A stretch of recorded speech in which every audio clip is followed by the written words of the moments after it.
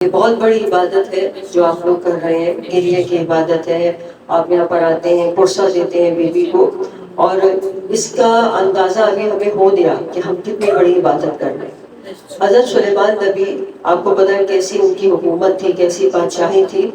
تو ایک مرتبہ جب وہ اپنے تخت پر پرواز کرتے ہوئے جا رہے تھے تو کسی دیہاتی کے تسبیح خدا کرنے کی آواز ان کے کانوں میں آئی. اب آپ کو پتا ہے کہ جو ان کا تخت تھا وہ 3 میل لمبا اور 3 میل چوڑا ہوتا تھا، اور اس پہ جو فرش بچھا ہوا تھا اس پہ جنہوں نے سونے سے کشیدہ کاری کر رکھی تھی. 6000 کرسیاں اس تخت پہ بچھائی جاتی تھی. آگے علماء بیٹھتے تھے، پھر پچھلی صف جو تھی وہ وزراء کی ہوتی تھی، پھر اس کے بعد اس سے پچھلی صف جنوں کی ہوتی تھی. اس طرح صف در صف بیٹھتے تھے. 6000 کرسیاں ہوتی تھی، اور ان کے بیچ میں سلیمان نبی بڑی شان کے ساتھ وہ بیٹھا کرتے تھے، اور پرندے جو تھے وہ سایہ کیے ہوئے ہوتے تھے.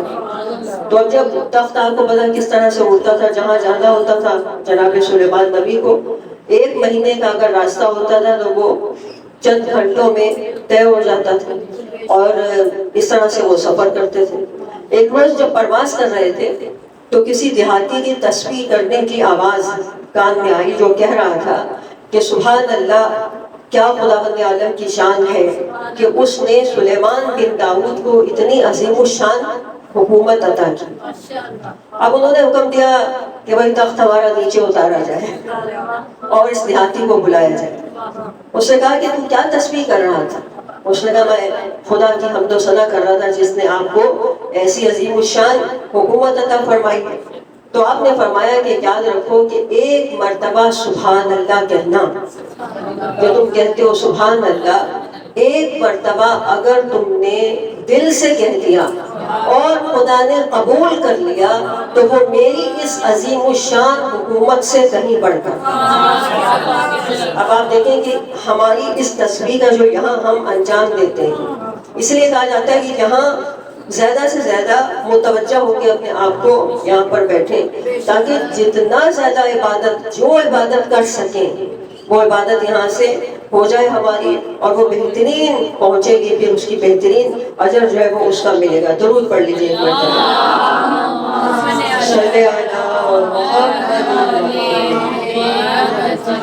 ایک مرتبہ بہترین درود پڑھے سب مل کر. صلی علی محمد وآلِ محمد وعجل فرجہم. پکار کے کہنا ہے وعجل فرجہم. پکارنا نہیں ہے زمانے کے امام کو، لیکن امام چاہتے ہیں کہ مجھے پکارو. جب ہم کہتے ہیں وعجل فرجہم، ہماری پکار وہاں پہ پہنچتی ہے، اور پتہ نہیں ہمیں کیا مل جاتا ہو. سب سے بڑی بات یہ شاید ہمیں دعا مل جائے ان کی. کتنی ضرورت ہے ہم سب کو ان کی دعاؤں کی، کتنی ضرورت ہے. تو ہمارا جو مقام ہے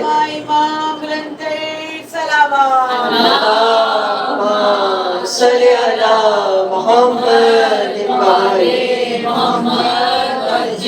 ہمارے سچے امام جعفر صادق علیہ السلام صلی علی محمد. آپ فرماتے ہیں کہ اے شیعو، تمہارے گھر تمہارے لیے جنت ہے. سمجھ جو ہے نا، آپ کا مقام بتا رہے ہیں. آپ فرما رہے ہیں کہ اے شیعو، تمہارے گھر تمہارے لیے جنت ہے، تمہاری قبریں تمہارے لیے جنت ہیں. تم جنت کے لیے پیدا کیے گئے ہو، اور تم ہی بہشت کی طرف سبقت کرنے والے. پھر کہہ رہے ہیں کہ اگر کوئی شخص جو ہے وہ تمہیں دوست رکھتا ہے، ابھی آپ کی عظمت بیان ہو رہی ہے، اگر کوئی شخص تمہیں دوست رکھتا ہے لیکن نہیں جانتا کہ تم کیا کہتے ہو، مطلب یہ کہ تمہارے مذہب کو نہیں جانتا، تمہیں دوست رکھتا ہے، اسے اس بات سے غرض نہیں کہ تم شیعہ ہو، تم ماتم کرتے ہو، تم گریہ کرتے ہو. ایسے بہت سے دوست ہوتے ہیں نا، ٹھیک ہے. تو کہا تمہارا دوست ہے، نہیں جانتا کہ تم کیا کہتے ہو، کہ خدا بند عالم تمہاری دوستی کے سبب اسے جنت میں داخل کرے. اور اگر کوئی تمہارا دشمن ہے، نہیں جانتا کہ تم کیا کہتے ہو، لیکن صرف تمہارا دشمن ہے، تمہارے مذہب سے اسے کوئی سروکار نہیں، لیکن خدا تمہاری دشمنی کے سبب اسے جہنم میں داخل کرے. دیکھیے امام فرما رہے ہیں کہ روز محشر جب ہمارے شیعوں کو لایا جائے گا میدان قیامت میں تو ان کے گناہوں اور ان کے عیبوں کے ساتھ لایا جائے گا، لیکن اس کے باوجود ان کے چہرے 14ویں کے چاند کی طرح جگمگا رہے ہیں، ان کی برائیاں پوشیدہ ہوں گی اور وہ ہر طرح کے خوف سے آزاد ہوں گے. درود پڑھ لیجیے. اللہم صلی علی محمد وعلی محمد. ان کے راستے ہموار ہوں گے اور وہ یاقوت کے اونٹوں پر سوار ہوں گے. ٹھیک ہے، یاقوت کے اونٹوں پر. یہ آپ لوگوں کے فضائل بیان ہو رہے ہیں، جو امام بیان کر رہے ہیں، کوئی شاعر یا خطیب بیان نہیں کر رہا. ٹھیک ہے، کہا کہ وہ یاقوت کے اونٹوں پر سوار ہوں گے، جنت کے ارد گرد چکر لگاتے ہوں گے، جنت کے ارد گرد چکر لگاتے ہوں گے. ان کے جوتوں کے تسمے چمکتے ہوئے نور سے ہوں گے، ان کے لیے دسترخوان بچھے ہوئے ہوں گے اور وہ اس پر کھانا کھانے میں مشغول ہوں گے، جبکہ دوسرے حساب کتاب میں مصروف ہوں گے. ضرور پڑھ لیجیے. اللہم صلی علی محمد وعلی محمد.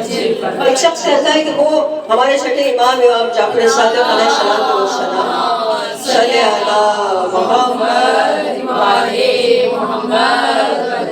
ان کی خدمت میں آ رہا تھا اور بہت سارا مال لے کر آ رہا تھا. تو اس نے سوچا اپنے دل میں، جیسے ہم لوگ کوئی کام کرتے ہیں تو خود ہی اپنی تعریف بھی کرنے لگتے ہیں. اس نے سوچا کہ میں تو وہی بہت زیادہ مال امام کی خدمت میں لے کے جا رہا ہوں. توجہ ہے نا آپ کی. اس نے کہا میں تو بہت سا مال لے کر جا رہا ہوں اپنے امام کی خدمت میں، بس آپ بیٹھے رہے آپ خاموشی سے، اس پر تھوڑا سا ٹائم. ٹھیک ہے، کہا کہ میں بہت سا مال لے کر جا رہا ہوں، اور آپ دل کے اندر اپنا جو تھا ایک کر رہا تھا. جب امام کی خدمت میں پہنچا تو امام نے اپنے غلام کو بلایا، کہا جاؤ ہمارے مکان کے فلاں گوشے میں فلاں مقام پر ایک تشت رکھا ہے، وہ لے کر آؤ. غلام وہ لے کر آیا تو آپ نے کچھ پڑھا اور یہ شخص کہتا ہے کہ اس میں سے درہم و دینار گرنے لگے، تشت میں سے درہم و دینار گرنے لگے اور یعنی دولت کا ڈھیر لگ گیا، اتنا کہ میرے اور غلام کے درمیان ایک دیوار سی بن گئی. تو آپ نے فرمایا کہ ہم تمہاری دولت کے محتاج نہیں ہیں. لیکن وہ دل میں اپنے ایک بات لے کر آ رہا تھا. امام نے اس کا جواب دیا. امام نے فرمایا ہم تمہاری دولت کے محتاج نہیں ہیں، ہم تو تمہارا مال اس لیے قبول کر لیتے ہیں کہ تمہیں اور تمہارے مال کو پاک کر دیں. اس لیے کوئی یہ خیال نہ کرے کہ وہ بہت بڑا کام کر رہا ہے اگر کچھ دے رہا ہے یا کچھ کر رہا ہے. وہ تو فرما رہے ہیں ہمیں ضرورت نہیں ہے، ہم تو اس لیے قبول کر رہے ہیں کہ تمہیں اور تمہارے مال کو پاک کر دیں. ہم یہ اہتمام محرم میں کیوں کر رہے ہیں؟ یہ جو اتنا اہتمام آپ نے دیکھا ہمارا 40ویں پہ مولا کے جلوس میں کیسا اہتمام ہوا. یہ اہتمام کیوں ہو رہا ہے سارا؟ جو مصر کی جامع ازہر یونیورسٹی ہے تو وہاں سے عالم آئے، آپ کو پتا ہے وہاں سے اہل سنت کے بڑے بڑے عالم ایک زمانے میں پہنچے عراق، اور اس زمانے میں آیت اللہ محسن الامین، ایک ہے آیت اللہ محسن الحکیم، یہ ہے آیت اللہ محسن الامین.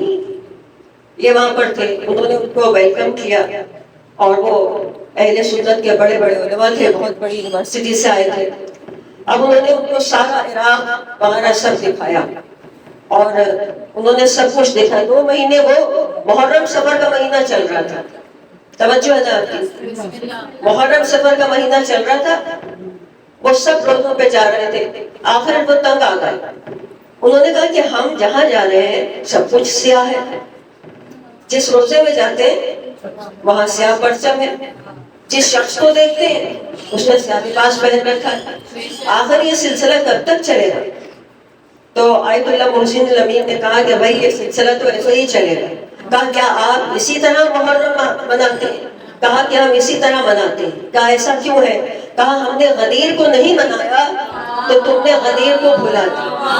اب ہم اس لیے محرم کا اہتمام کرتے ہیں کہ تم کربلا کو بھلا نہ دو. ضرور پڑھ لیجیے.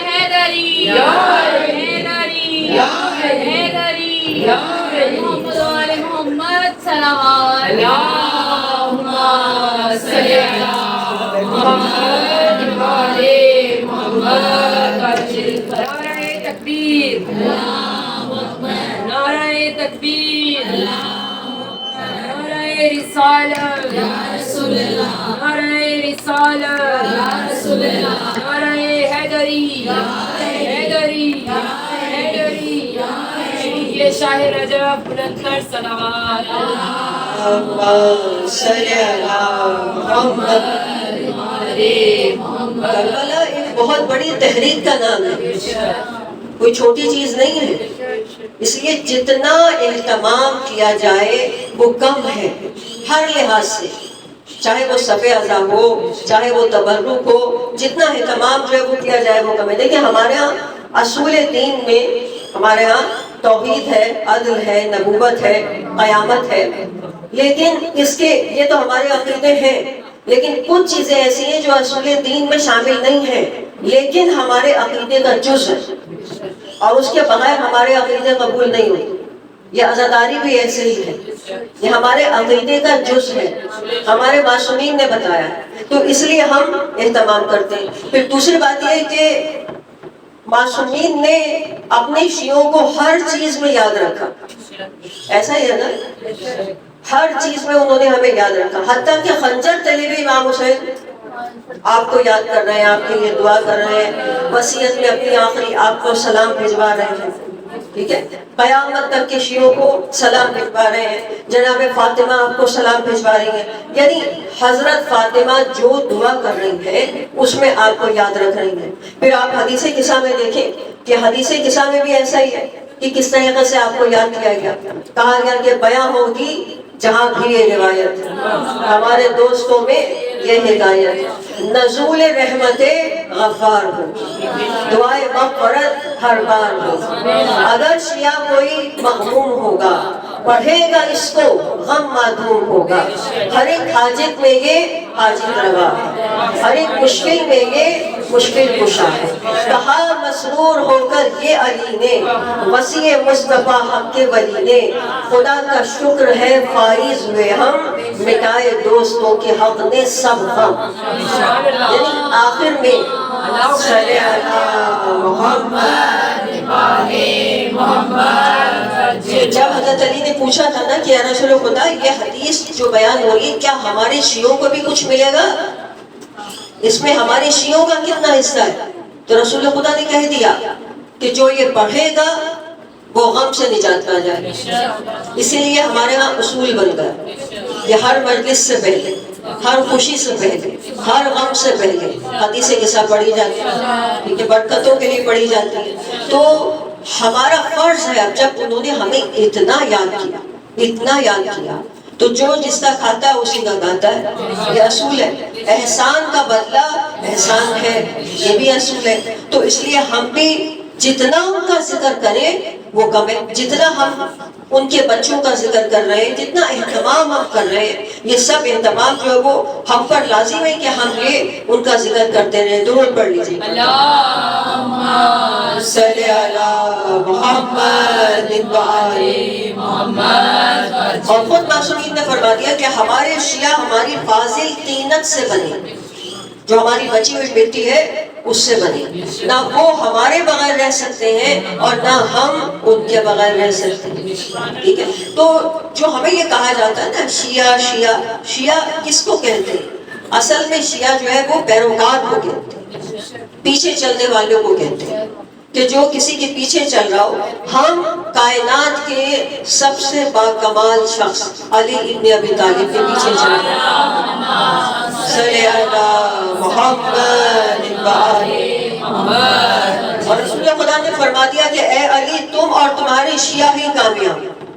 جیسے آج دنیا آپ سے کہتی ہے کہ یہ علی کی محبت آپ کو کیا دے رہی ہے، تو دیکھیے جیسے دنیا پوچھتی ہے کہ بچوں کو کیوں آپ اس محبت میں لگا رہے ہیں، تو اگر نجاستوں کی محبت میں جائیں گے تو نجس بنیں گے، اگر غلاظتوں کی محبت میں جائیں گے تو غلیظ بنیں گے، لیکن اگر کمال کی محبت میں جائیں گے، دنیا حیران ہوتی ہے نا کہ کیسے علی کو کمال اتنے مل گئے.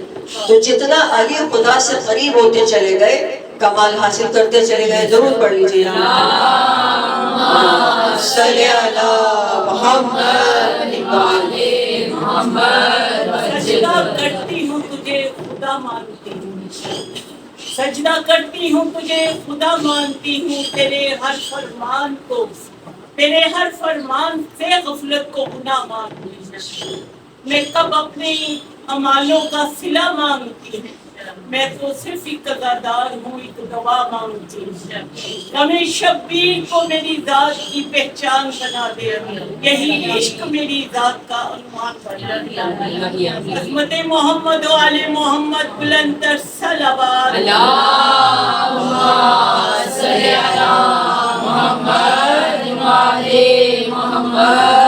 بس اسی لیے ان مجالس کا جو مقصد ہے وہ انسان سازی ہے.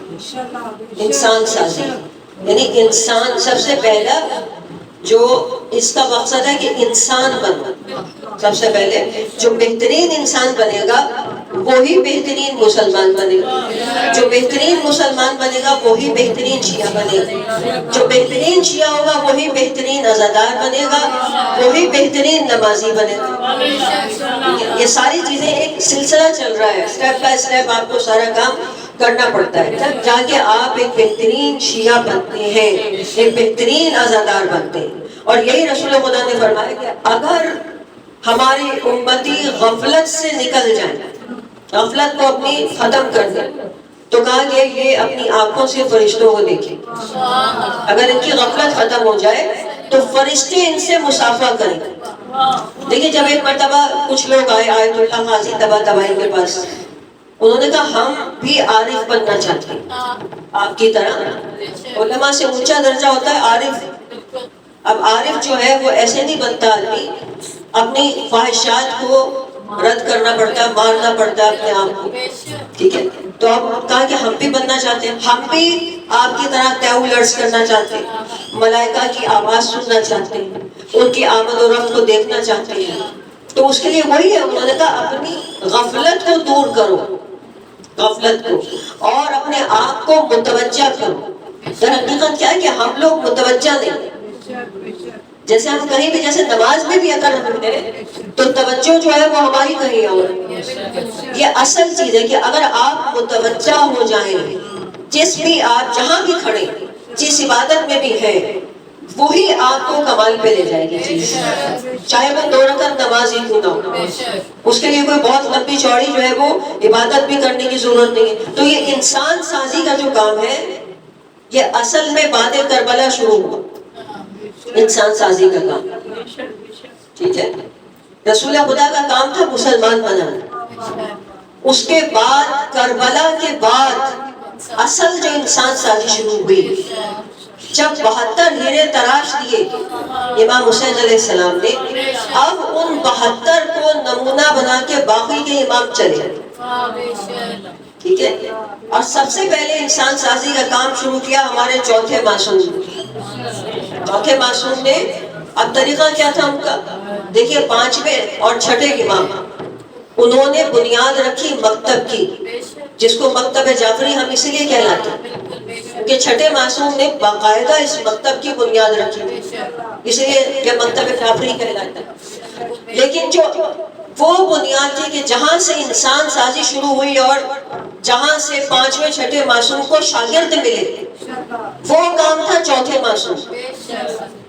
کیونکہ آپ کو سب سے کربلا کے بعد جو نزدیک ترین زمانہ ہے وہ چوتھے معصوم کا زمانہ، فوراً کربلا کے بعد جو زمانہ شروع.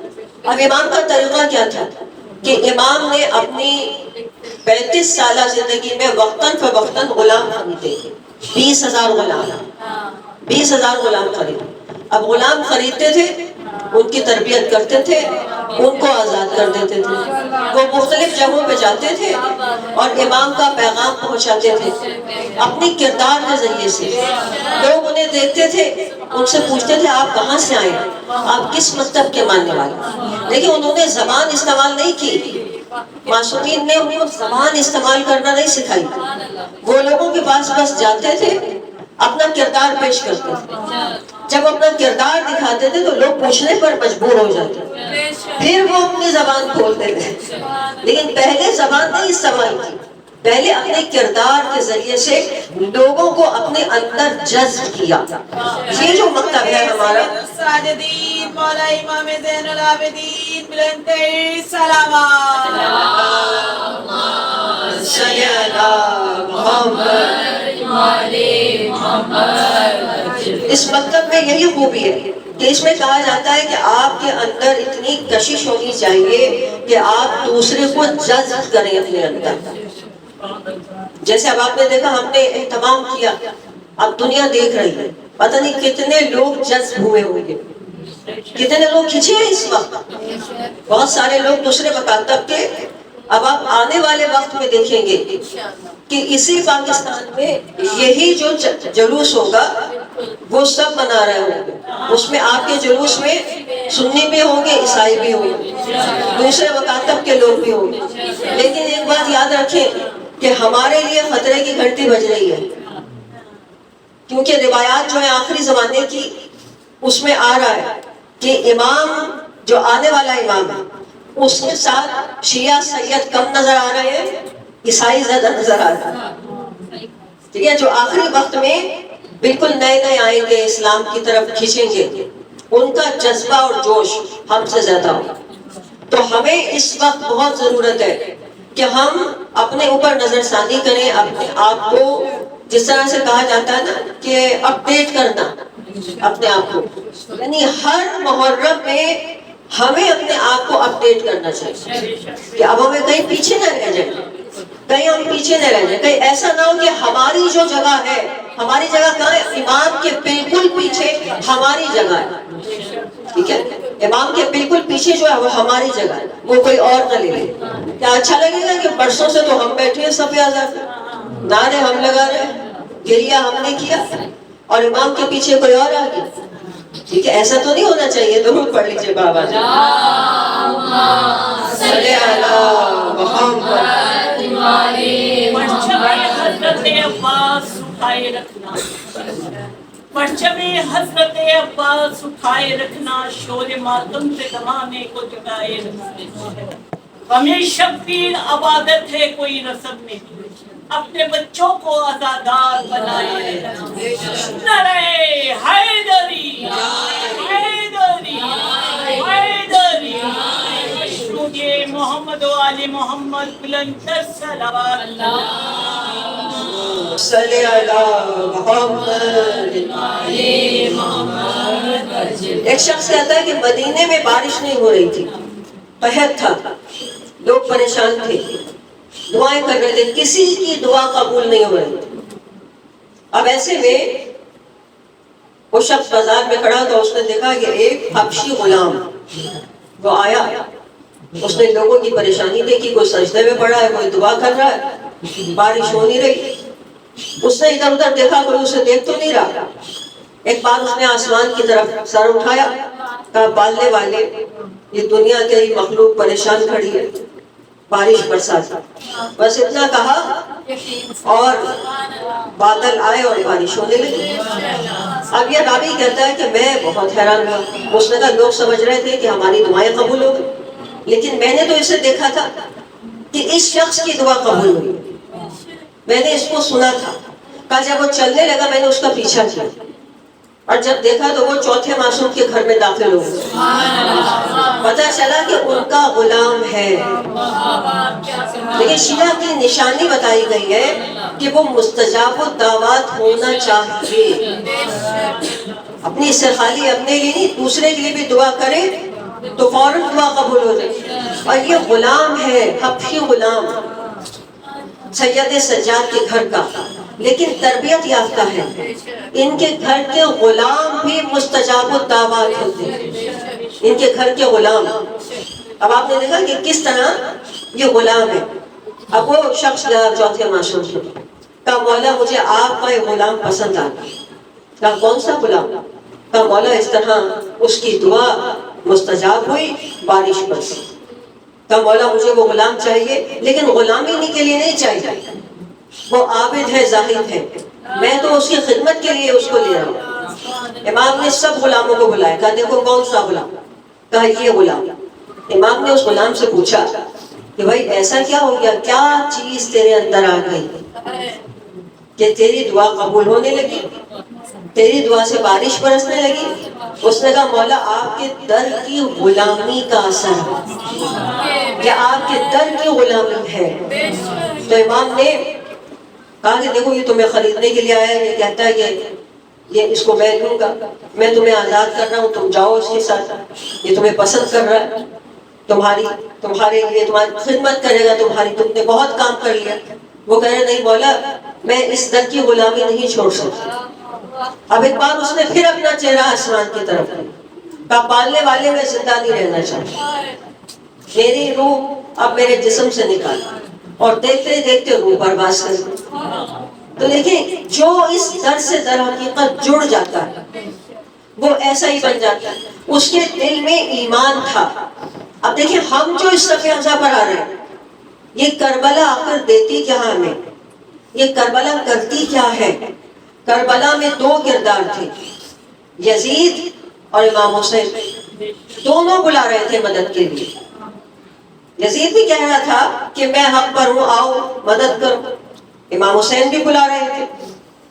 اب دیکھیے جب یزید والوں سے پوچھیں, یزید سے پوچھیں کہ تیری مدد کوئی کرے گا تو کیا دے گا, اس نے کہا کہ میں سونا دوں گا, دولت دوں گا, عہدہ دوں گا, شہرت دوں گا. امام حسین سے پوچھیں کیا ملے گا, تو دکھ ملے گا, بھوک اور پیاس. دیکھیں ظاہری طور پر تو یہی ملا نا, وہ تو بات کی بات ہے کہ انعامات ختم نہیں ہوں گے, ثواب ختم نہیں ہوگا, لیکن بظاہر تو وہاں بھوک تھی, پیاس تھی, خنجر تھے, تلواریں تھی, جسم کٹے گا, چادریں لٹیں گی. ٹھیک ہے, تو آپ دیکھیے یہاں یہ چیز ہو گئی نا, تو دونوں بلا رہے تھے. اب دیکھیے کربلا میں دو لوگ ایسے تھے, دو لوگ کہ جو امام حسین کو بچپن سے جانتا تھا, ایک عمر سعد اور ایک حبیب ابن مزار. دونوں یہ وہ لوگ تھے اصل میں کہ جو بچپن میں گلیوں میں ساتھ اٹھے بیٹھے تھے.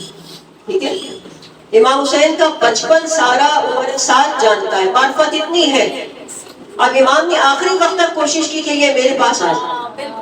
اب امام اس سے کہہ رہے کیا مجھے جانتا نہیں, کہا جانتا ہوں, آپ نواسہ رسول ہے, جنت کے سردار ہیں, آپ کے بغیر کوئی جنت کا تصور نہیں کر سکتا, جنت کے سردار ہیں. کہا کہ پھر میری طرف آ جاؤ. کہا کہ حسین کو میرا گھر, اب یہ مادی گھر کی بات کر رہا ہے. امام نے فرمایا اگر گھر کی بات ہے, دیکھیے امام کتنے کریم ہیں, کریم ابن کریم ہیں. کہا اگر گھر کی بات ہے تو مدینے میں جو میرا گھر ہے وہ تیرا. اس نے کہا حسین وہ میرا باغ, بڑی محنت سے میں نے وہ باغ بنایا ہے, وہ جائیداد بنائی ہے. آپ نے فرمایا اگر باغ کی بات ہے تو مدینے میں جو بھائی حسن کا باغ ہے وہ تیرا. اس نے کہا حسین کو میرے بیوی بچے. اب دیکھیں یہاں کتنا پست ہو گیا کہ دیکھ رہا ہے کہ حسین بھی اپنے اہل و عیال کو لے کے یہاں کھڑے ہیں, حسین کے بھی بیوی بچے یہاں پر موجود ہیں. لیکن انسانیت جب گرتی ہے تو اس طریقے سے گرتی ہے کہ پھر اسے امام بھی نظر نہیں آتا. تو امام نے فرمایا کہ میں ضمانت دیتا ہوں تیرے بچوں کی, تیرے اہل خانہ کی ضمانت. اب دیکھیں کوئی ایسی ضمانت دیتے تو کیا چاہیے. اس نے کہا حسین سب کچھ ٹھیک ہے, لیکن وہ جو رے کی حکومت ہے وہ میرے آنکھوں کی ٹھنڈک. تو آپ نے فرمایا کہ وہ رے کی حکومت, اس کی گندم کا ایک دانہ بھی تجھے نصیب نہیں ہوگا. اب دیکھیے اس کی ذہنیت کتنی پست تھی, یہ پلٹ کے جواب کیا دیتا. اس نے کہا حسین کوئی بات نہیں, اگر گندم نہ ملی تو میں جو کھا لوں. یعنی پستی. لیکن جب انسان پست ہوتا ہے, گرتا ہے, تو دنیا اسے پورے طریقے سے زمین میں دھساتی ہے, وہ پھر باہر نہیں نکل سکتا, چاہے اس کے سامنے حجت خدا خدا کھڑا ہو. امام پوری کوشش کر رہے ہیں. کیوں کوشش کر رہے ہیں کہ بچپن ساتھ میں گزرا, شاید بچ جائے, شاید بچ جائے, حجت خدا کے مقابلے پر آ رہا ہے. امام حسین دیکھیں در حقیقت ہمیں یہ جو مجالس ہو رہی ہیں, یہ مجالس یہ سمجھ لیں کہ مقدمہ ہے, پہلا قدم ہے. ہم دوسرا قدم اٹھا ہی نہیں رہے, صرف پہلے قدم پر ہے.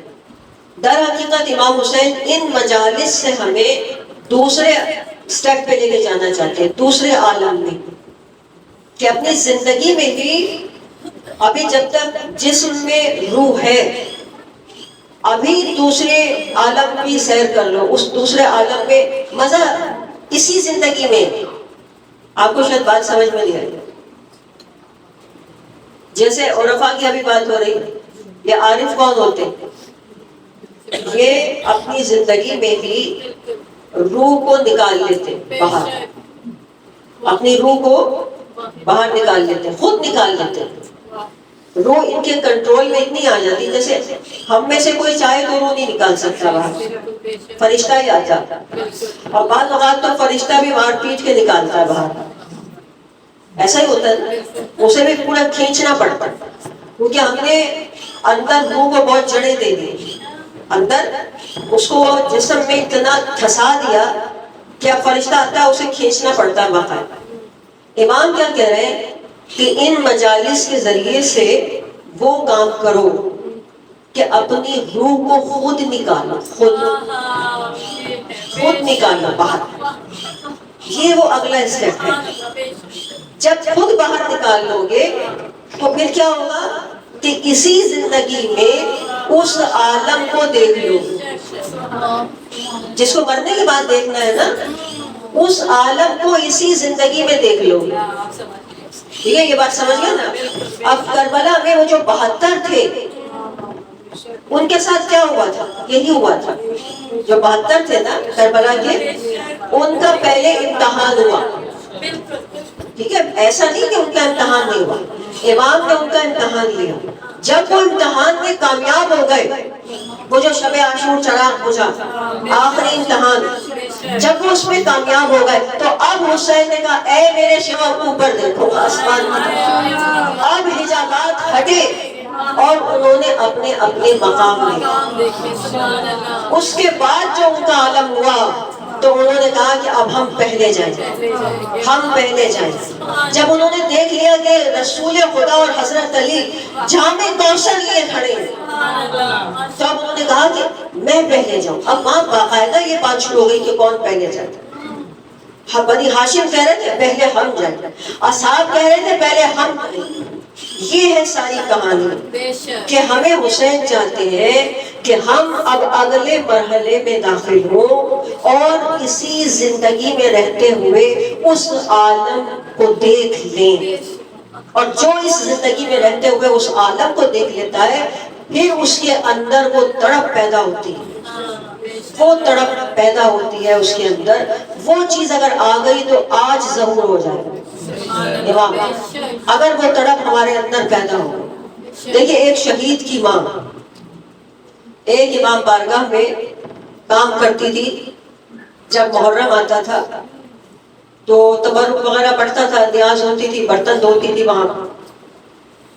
ایک محرم جب آیا، عاشور کا دن تھا، اس کے پاؤں میں موچ آ گئی تھی، وہ اپنے بستر پہ پڑی تھی۔ اب عاشور کا دن ہو اور کوئی بستر پہ پڑا ہو، وہ کیسے برداشت کرے؟ اور جو کام کرتا ہو، کوئی مولا کا کام کرتا ہو، دیکھا آپ نے کیسے لوگ کام کر رہے تھے ابھی 40 میں دیکھا کس طرح سے جوان ہمارے سب کام کر رہے ہیں۔ جو کام کرتا ہے وہ کیسے بستر پر پڑا رہے۔ اب اس کو بھی دل میں اس کے بے چینی لگی کہ عاشور کا دن ہے، میں تو اس وقت امام بارگاہ میں کام کرتی تھی، آج میں بستر پہ پڑی۔ توسل کیا بستر پہ لیٹے لیٹے حضرت عباس کہ مولا میں یہاں بستر پہ پڑی، مجھے تو وہاں امام بارگاہ میں ہونا چاہیے۔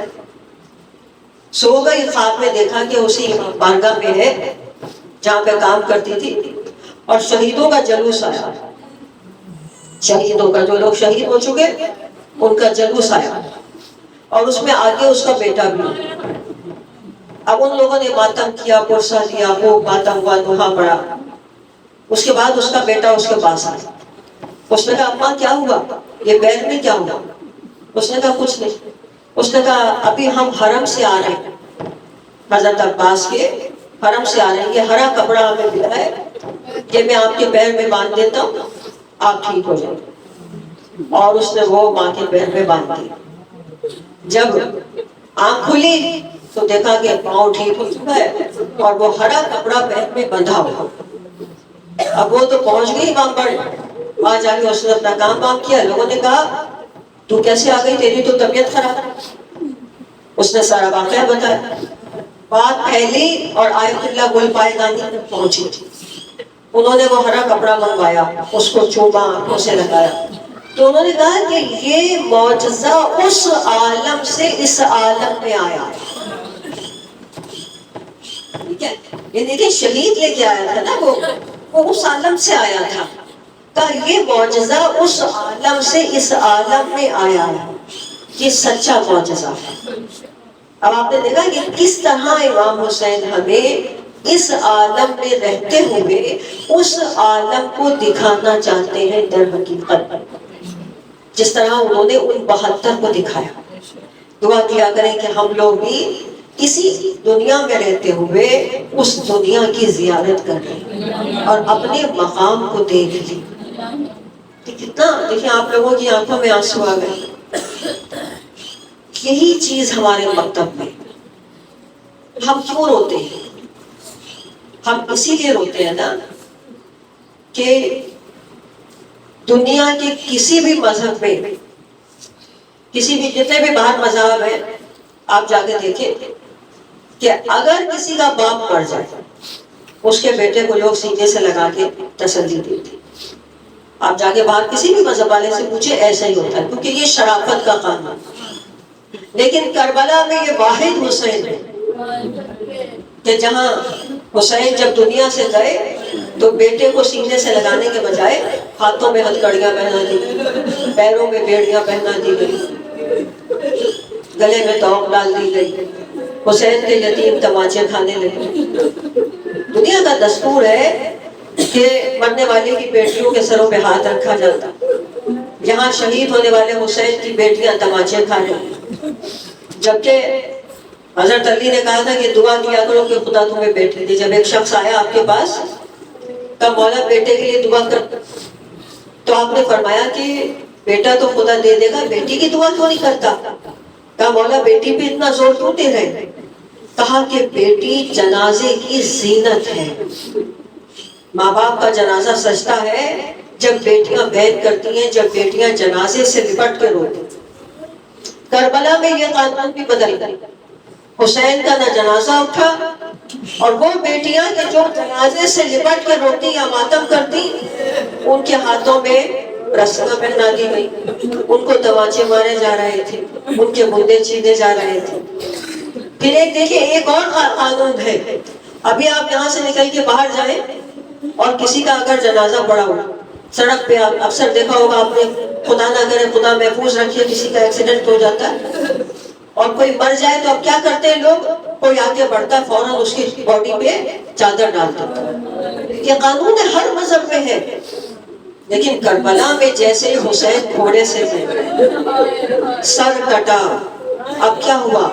کوئی چادر تو کیا ڈالنے آتا, کوئی کرتا لے گیا, کوئی نالائن لے گیا, کوئی کمر بند لے گیا, کوئی انگوٹھی لے گیا, انگلی کاٹ کر کوئی انگوٹھی لے گیا. اسی لیے تو جناب زینب, دیکھیں وہ کتنا عجیب منظر تھا کربلا میں. ایک بہت عجیب منظر ہے, مقتل کی تاریخوں میں لکھا ہوگا کہ جب زمین کربلا میں زلزلہ ہوا تو اس وقت جناب زینب نکل کے باہر آئی, اور انہوں نے جب میدان کی طرف رخ کیا تو ایک شخص کو دیکھا جو میدان میں کھڑا ہوا. اب وہ پہچان نہیں پائے کہ وہ کون ہے, کیونکہ وہ سر سے پیر تک لہو میں ڈوبا ہوا, تیروں سے غربال تھا. وہ پہچان نہیں پائی. قریب گئی, جا کے پوچھا کیا تو ہی میرا بھائی حسین؟ اب حسین دیکھیے, اگر کہہ دیں کہ ہاں میں ہی حسین ہوں تو شاید بہن مر جاتا. یہ نہیں کہتے کہ ہاں میں ہی حسین. کہا بہن خیمے میں چلی جاؤ, ابھی جب شبر میرے سینے پہ سوار ہوگا تو تم سے برداشت, بہن تم سے برداشت نہیں. اور یہی وجہ ہے کہ جب بہن بھائی کا 40واں کرنے کے لیے آئی تو اتنے پیر زخمی تھے, کمر جھکی ہوئی تھی, پیر اتنے زخمی تھے کہ جہاں بی بی قدم رکھتی تھی زمین سرخ ہو جاتی. اور جب آئی تو آگے ایک بار آواز دی, بھیا یہ کیسا وقت آ گیا؟ کبھی میں آتی تھی تو آپ استقبال کرتے تھے، آج جب میں آئی ہوں تو آپ استقبال کے لیے نہیں آئے. بھیا آج تو میں بہت مشکل سے یہاں تک پہنچی، بھیا دیکھو میرے پیر زخمی ہو گئے، اور ایک بار اپنے آپ کو قبر پر گرا دیا. اور اس قدر دقت ہوئی، اس قدر دقت ہوئی کہ امام زین العابدین نے جا کر بیویوں کو پکڑ پکڑ کے اٹھایا. پھوپھی سے کہا پھوپھی اماں اگر آپ نے اپنا کریا نہ روکا تو کوئی نہ کوئی بیوی دنیا سے رخصت ہو جائے. ایک بار اب جناب زینب جب اٹھی قبر سے تو کہا اچھا یہ بتاؤ میرے بھائی عباس کو کہاں تھا. جب عباس کی قبر پر پہنچی، جب یہ پورا جلوس جا رہا تھا بیویوں کا، کہا چلیے فرات کے کنارے چلیے. تو بیویوں کا سارا وہ جلوس اٹھا فرات کی طرف جا رہا تھا.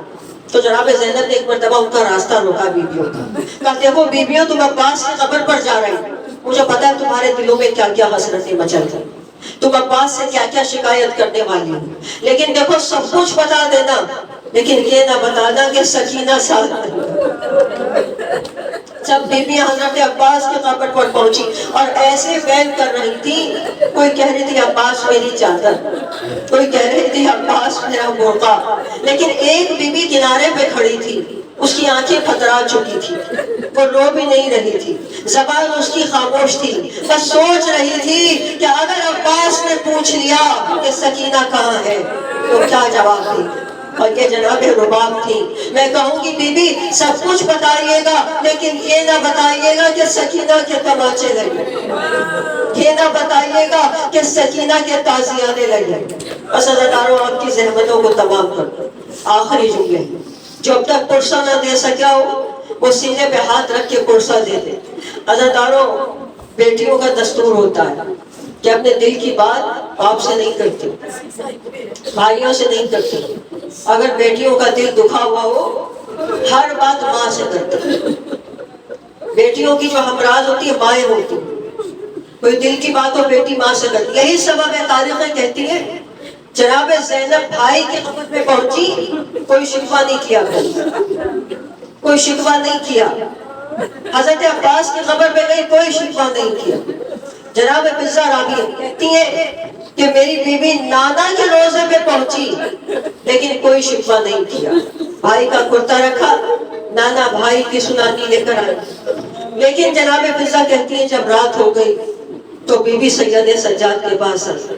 ایک مرتبہ آگے کہا بیٹا سجاد ابا کی قبر پر جا رہے. کہا پھوپھی اماں جائیے آپ کو کون روک سکتا. کہا بیٹا بتانے کے آئی ہوں کہ اکیلی جاؤں. فضہ کہتی ہے میں خدمتگار تھی، میں ساتھ چلی. میری بیوی گھر سے نکلی، آہستہ آہستہ چلنا شروع کیا. فضہ کہتی ہے میں نے دیکھا کہ ارے میری وہ بیوی جس کے لیے عباس سواری لاتا تھا، جو مدینے کی گلیوں میں کبھی پیدل نہ چلی، پیدل جا رہے ہیں. ایک مرتبہ جیسے ہی بی بی کی قبر آئی میری شہزادی گر پڑی، چوکھٹ پر گر پڑی. تب میں نے چاہا کہ میں آگے بڑھ کر شہزادی کو اٹھاؤں، بی بی نے منع کر دیا. فضہ مجھے مت اٹھانا، میں ایسے ہی ابا سے ملوں گی. فضہ کہتی ہے میں قرآن میں پڑھی تھی کہ یعقوب یوسف سے کیسے ملے، میں نے کربلا میں دیکھا تھا حسین کیسے علی اکبر کے لاشے پہ پہنچے کوہنیوں کے بل چلتے ہوئے. اسی طرح زینب کوہنیوں کے بل چلتی ہوئی ماں پر پہنچی. ایک بار اپنے آپ کو قبر پر گرایا، اماں تمہیں اکبر کا پرسہ، اماں تمہیں عباس کا پرسہ، اماں تمہیں آل محمد کا پرسہ. ایک بار گریہ کر کے کہنے لگی اماں تم نے وصیت کی تھی، اماں تم نے وصیت کی تھی جب حسین کا گلا کٹ جائے، لاشا میدان کربلا میں پڑا ہو، تم میدان میں جانا زینب، میری طرف سے لاشے کو اٹھانا، خدا کی بارگاہ میں پیش کرنا. اماں میں تمہاری وصیت پوری کرنے کے لیے گئی تھی. اماں میں میدان میں گئی، میں نے لاشا اٹھایا، تمہارے کہے ہوئے الفاظ کہے، خدا کی بارگاہ میں حسین کا ہدیہ پیش کیا. تو اماں کیا میں جب لاشے کو میں نے زمین پہ رکھا تو کیا اسی طرح واپس آ جاتی؟ اماں میں روتی نا. اماں میں نے چاہا لاشے کو رکھ کے کہ میں پیٹ پیٹ کے روؤں. اماں تمہیں معلوم ہے کیا ہوا؟ بس پھر بھائی کا لاشا تھا، شمر کا کوڑا تھا اور زینب کی پشت تھی. اماں میری پشت پر تازیانوں کے نشان دیکھو، इन्ना लिल्लाहि व इन्ना इलैहि राजिऊन। मानने वाले हमारी इस कलील सी इबादत को कबूल फरमा। हाथ बुलंद करके सब मिल के आमीन कहें। परवरदिगार इन आवाज़ों पे रहमत नाज़िल फरमा। परवरदिगार इन आँखों पे रहमत नाज़िल फरमा जिनकी आंसू रुमाले सैयदा की ज़ीनत बनने जा रहे हैं।